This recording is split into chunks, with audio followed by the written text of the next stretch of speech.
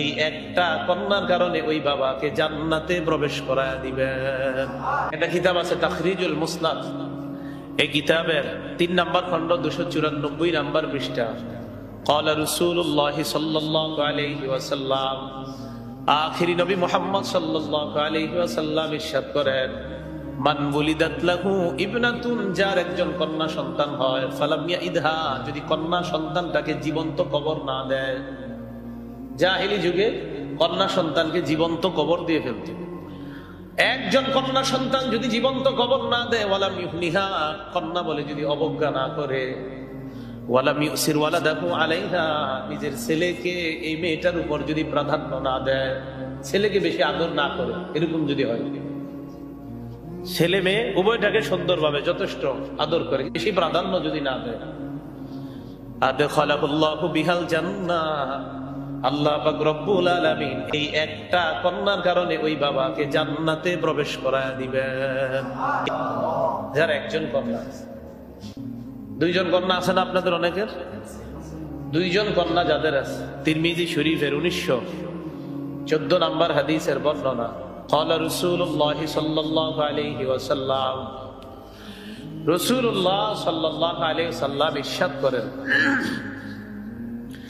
মান আলা জারিয়াতাইন, যার দুটা কন্যা সন্তান আছে, এই দুইটা কন্যা সন্তানকে যদি সঠিকভাবে লালন পালন করে, আদর যত্ন করে, তাদেরকে মায়া করে, দুটি কন্যা সন্তানকে সুন্দরভাবে ছোটবেলা থেকে লালন পালন করে, যদি, নবীজি বলেন, দাখালতু আনা ওয়া হুয়াল জান্নাহ কাহাতাইন, এই দুই আঙ্গুল যেমন এইভাবে মিলিত, আমি এবং ওই দুই কন্যার অভিভাবক এইভাবে জান্নাতে প্রবেশ করব। আমি এবং ওই দুই কন্যার অভিভাবক এভাবে জান্নাতে প্রবেশ করব। কন্যা আপনার জান্নাতে যাওয়ার কারণ। আল জামিউস সগীর হাদিসের কিতাবের নাম 8083 নম্বর হাদিস।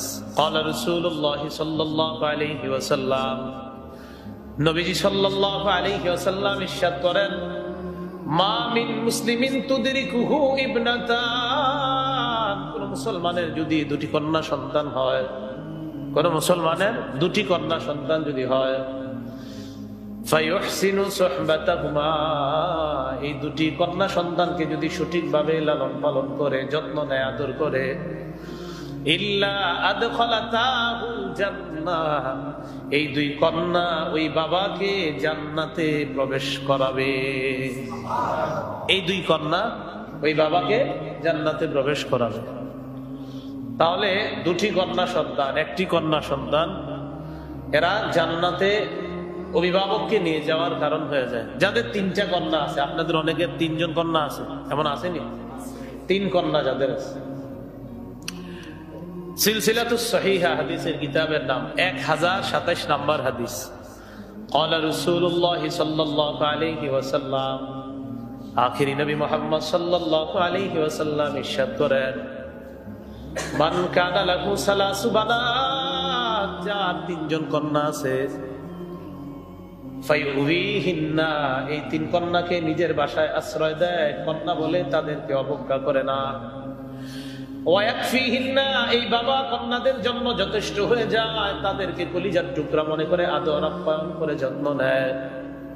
ওয়ারহামুহুন্না, তাদের প্রতি দয়া করে, মায়া করে, মমতা দিয়ে তাদেরকে আদর করে।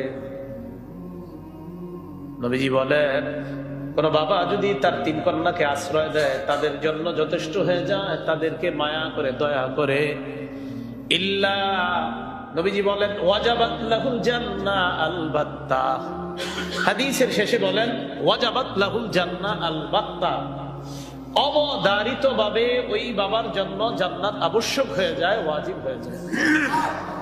যার 3জন কন্যা আছে, তো তার ব্যাপারে বললেন অবধারিতভাবে তার জন্য জান্নাত ওয়াজিব হয়ে যায়।